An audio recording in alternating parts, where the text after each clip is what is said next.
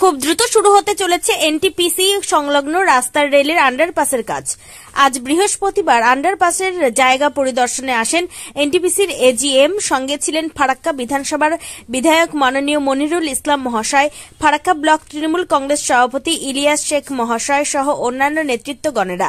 আন্ডারপাসের সুবিধা অসুবিধা সহ যাবতীয় বিষয় খতিয়ে দেখেন এজিএম সাহেব। রাস্তা দিয়ে যাতায়াত করতে গিয়ে কতটা দুর্ভোগ পোহাতে হয় সাধারণ মানুষকে, সেই বিষয়ে অবগত করা হয় এজিএমকে। তারপরে খুব দ্রুততার সাথে এনটিপিসি রাস্তায় আন্ডারপাসের কাজ শুরু করার আশ্বাস দেন প্রশাসনিক কর্মকর্তারা। উল্লেখ করা যেতে পারে, বেশ কিছুদিন আগেই জনসাধারণের যাতায়াতের সুবিধার্থে এবং গাড়ি চলাচলের সুবিধার্থে এনটিপিসি সংলগ্ন রেল লাইনের নিচ দিয়ে নতুন একটি আন্ডারপাস তৈরির প্রস্তাব দেন বিধায়ক মাননীয় মনিরুল ইসলাম মহাশয়। বুধবার এনটিপিসির আধিকারিকদের সঙ্গে বিষয়টি নিয়ে কথা বলেছিলেন জঙ্গিপুরের সাংসদ খলিলুর রহমান এবং ফারাক্কা বিধানসভার বিধায়ক মাননীয় মনিরুল ইসলাম মহাশয়। ঠিক তারপরে আজ বৃহস্পতিবার আন্ডারপাসের জায়গাটি পরিদর্শন করলেন এনটিপিসির এজিএম। এনটিপিসি মোড়ে গেছিলাম পুকারের জন্য। আমাদের গাড়ি এত অসুবিধা, 2 ঘন্টা 3 ঘন্টা মার খাচ্ছে। আমরা ওখানে ফুকার চাই, আমাদের জনসাধারণের জন্য সবারই স্বার্থে গেছিলাম, মানে সবারই ভালো একটা হয়।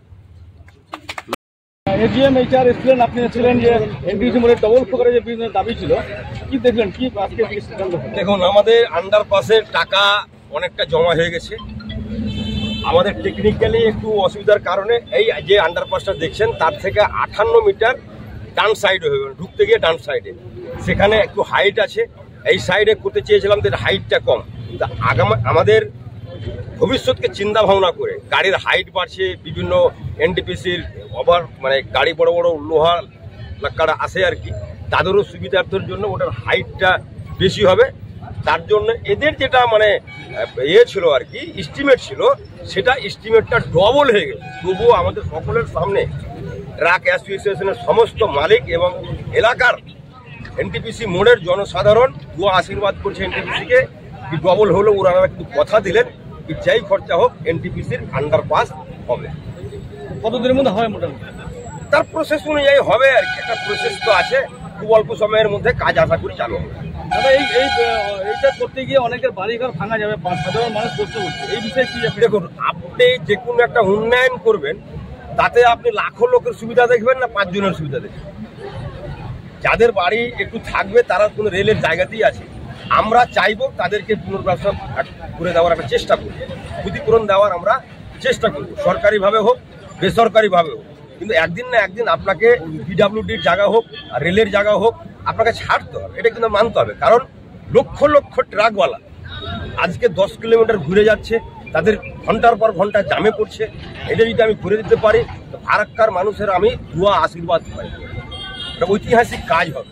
তাহলে 2-4-5 জনের আপনি ক্ষতি দেখলে হবে না, লক্ষ লক্ষ মানুষের উপকার হবে।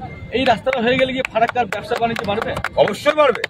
আপনি ভাবতে পারেন কি একটা ট্রাক যখন 2 ঘন্টা দাঁড়িয়ে থাকবে তার আর্থিকভাবে ক্ষতিগ্রস্ত হচ্ছে, সময়ের মধ্যে ট্রাক লোড করতে পারছে না, তার পেট্রোল পুড়ছে, তার ডিজেল পুড়ছে, তার সময় নষ্ট হচ্ছে। একটা ট্রিপ যেখানে 2টা ট্রিপ লাগাবার কথা সেখানে একটা ট্রিপ লাগাতে পারছে, আর্থিকভাবে ক্ষতিগ্রস্ত হচ্ছে। ফারাক্কার মানুষ অর্থনৈতিকভাবে ভুগছে। আজকে ট্রাকওয়ালাদের যাদের কাছে 20টা-25টা ট্রাক ছিল তাদের হাফ হয়ে গেছে। আমি ট্রাকওয়ালাদের পাশে আছি এবং ট্রাকওয়ালাদের যা বলবে এলাকার ট্রাকওয়ালা, এখানকার এলাকার যারা আমাদের ফারাক্কা ব্লকের ট্রাকওয়ালা, তাদের স্বার্থ আমি আগে দেখবো, তারপরে বাইরের লোক দেখবো। এই ওভারফ্লোটা হলে পরে ঝাড়খণ্ডের সাথে বাংলার কি একটা যোগাযোগ ব্যবসা কি বাড়বে? অবশ্যই বাড়বে।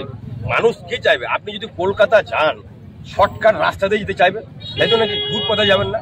ঘুর পথে আপনি কবে যাবেন? আপনার বিকল্প রাস্তা নেই, রাস্তাটা খারাপ, অন্য ভালো একটা রাস্তা আছে, 10 কিলোমিটার ঘোরা হলেও চলে যাবে। এটা যদি আমার হয়তো ঝাড়খণ্ডের সঙ্গে বাংলার একটা তো এটাই রাস্তা বললে এলাকার লোকেরও হবে, ঝাড়খণ্ডের লোকেরও হবে, আর্থিকভাবে ওনারাও উপকারিত হবেন, আমাদের বাংলার লোকও হবে, ফারাক্কার লোকও হবে। আমি একটা কথা বারবার আপনাকে বলছি, আমি ফারাক্কা ট্রাক অ্যাসোসিয়েশনের পক্ষে আছি, যাতে যে রাস্তা যেতে হয় আমি ট্রাকওয়ালাকে সামনের সারিতে নিয়ে আসবো এবং ওদের দেওয়ালে ঠেকতে দিব না।